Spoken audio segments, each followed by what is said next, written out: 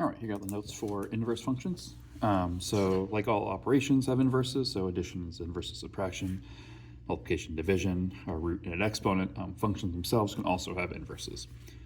So if some function f of x takes a value for x and gives an output, usually y, the inverse function, so this is our notation for inverse, undoes the operations performed by f of x. So it takes an input of y and returns the original value x. So the two functions are inverses if what comes out of the first one, when you plug it into the second one, gives you what you plugged into the first one.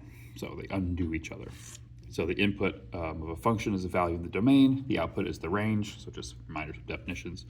So for the inverse function, the input is the range, and the output is the domain. So it goes backwards. Inverse function has the operations you would use to solve. So when you kind of look at what you're doing, you're solving backwards. And then here's kind of our steps. So replace the f of x notation with y, x's become y's become x's, solve for y, and then flip the function back to function notation. So invert linear functions. So step 1, replace f of x with y. Step 2, switch the x's and the y's. So that's the equation I have to work with. I'm going to bring it over here to get myself some more room to work.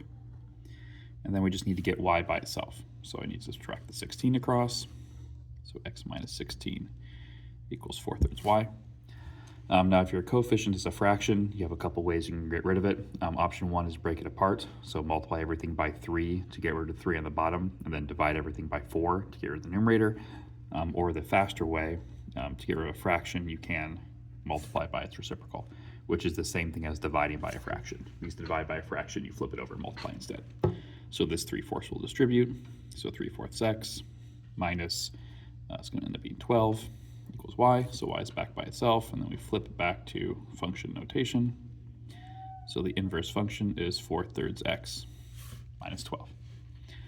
Okay, so for number 2, f of x becomes y.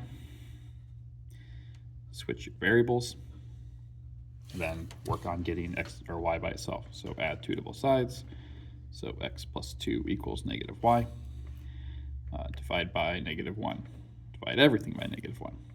So if we bring this over here, y equals negative x minus 2, and then back to function notation, negative x minus 2. So this function actually happens to be its own inverse. It undoes itself. Okay, so 3, similar thing. I'm going to actually do the 2 steps together. So switch and, whoops.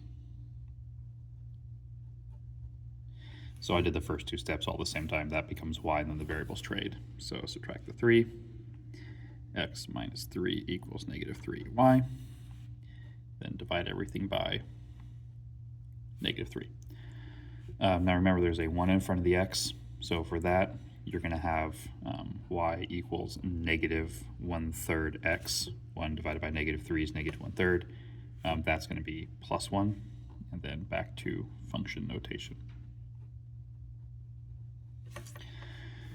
Okay, we're going to do the first 2 steps together again. So that ends up being x 2/3 y plus 2. So subtract the 2 across. Multiply by the reciprocal. So 3/2 x minus, that's going to end up being 3 equals y. And then back to function notation. Okay. So these are just linear ones. So linear means that they will graph lines, but you can also have things that have roots, powers, things like that. So there's a couple ways we can think about these. Is we can either do algebra, essentially steps like we did here, solve, or we can build the function based on what's being done to it. So we can do it one of 2 ways. I'm going to start. We'll do our first 2 steps because those always happen. So x equals parentheses y plus 9 to the half. Now, what I'm going to do here is I'm going to write down what's being done to the y in order, as if I was going to plug a number in. So if I plug a number in for y, the first thing that gets done to it is I'm adding 9. And the thing that gets done after that is the half power. Now, with these 2 steps in mind, I can work out how to solve. Because to solve, you work backwards with the opposite operation. So the half power, the opposite of a power is just the reciprocal. So I would use the 2 or square, and then the opposite of adding 9 would be subtracting 9. So if I came over here to solve this, x equals y plus 9 to the half, I would just follow these steps bottom to top. So 2 power means square both sides. So x squared equals y plus 9 because the exponents cancel. And then subtract the 9. So the inverse function would be x squared minus 9. The other way to think about it is without showing any work. If I start with x, I can use these steps just to build my answer. So start with x, the first thing I do is a 2 power, so 2 power, subtract 9. And that's the same thing we have over here. So either way is valid. All right, so for this one, let's see here, we'll do our first 2 steps together. So the first thing being done to the y is add 7. The second thing that's being done to the y is multiply by 10. So if we work bottom to top with the opposite, this is going to be divide 10. This is going to be subtract 7. So if we build our function, kind of the same way we did this, start with x, divide by 10, subtract 7. So there's my inverse function. If you want the algebra, first step would be divide by 10. So x over 10 equals y plus 7. Subtract the 7. X over 10 minus 7 equals y, or the inverse function. All right, so for this one, if we trade our 2 variables, so the first thing being done to the y is the 7 power. The second thing being done is the add 3. So bottom to top, the opposite of adding 3 is subtracting 3, and then for powers, it's the reciprocal. Now just a note about fractional powers. A fractional power is the same thing as a root. So a 1/7 power is the same thing as a 7th root. So if I build I'm just going to do the build version because I find it easier. So if we build our function, we start with x. First thing we do is subtract 3, and then we take the 7th root, or the 1/7 power. Now, because we already have this 3 over, when we do the 1/7 power, it goes around everything we already have. Or if you have the root version, it would look like this. It's the power or the root of everything that's already there. All right, so for this one, we'll trade our variables. So x equals the cube root of y plus 7. So the first thing that's being done is we are adding 7. The second thing that's being done is the cube root. So bottom to top, the opposite of a cube root is a 3rd power. That's because, same thing as before, a cube root is the same thing as a 1/3 power. They're the same thing. And then the opposite of adding 7 is subtracting 7. So if I come over here for my inverse, start with x, 3rd power, subtract 7. All right, so for this one, x equals y to the 5th over 7. So the first thing that's being done, oops, almost did it wrong, is the 5 power. The second thing being done is the divide by 7. So opposite operations, multiply by 7. The 5 power, you can do it either one way. You can do a 1/5 power if you prefer exponents, or that is the same thing as a 5th root. So if we build our answer, start with x, divide by 7 to the 1/5 power, or if you want to do the root version, that would be the 5th root of x over 7, where the root goes over everything. Okay,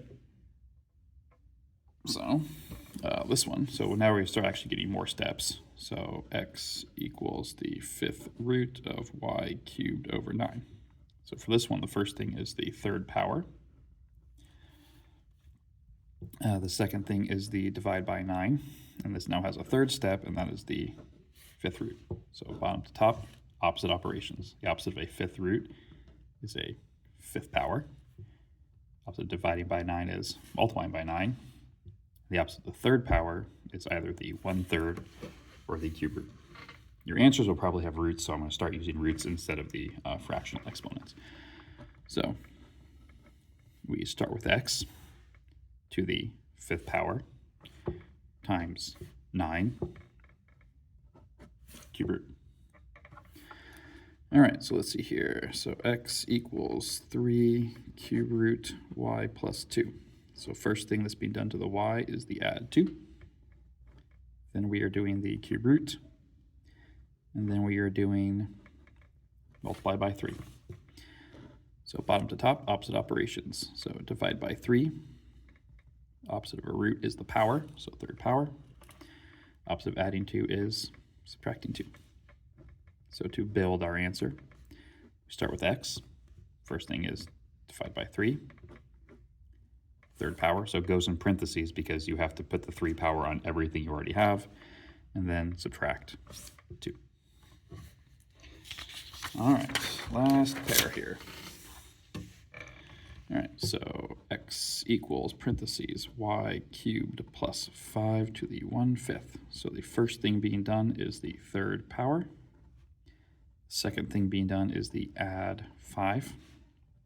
Third thing being done is the 1/5 power.